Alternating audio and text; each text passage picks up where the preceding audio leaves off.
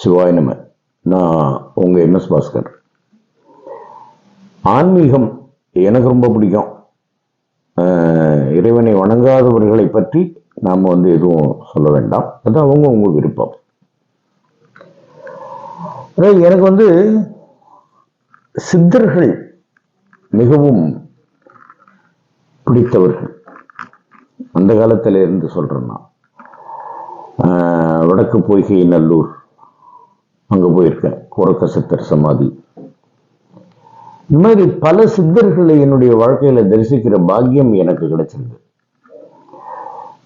கொஞ்சம் வருஷத்துக்கு முன்னாடி கூட நான் பழனிக்கு ஷூட்டிங் போயிருக்கும் பொழுது அங்கே சித்தர் இருந்தார். எங்கள் ஹோட்டல், நான் தங்கியிருந்த ஹோட்டலுக்கு கீழே ஏற்றினார்.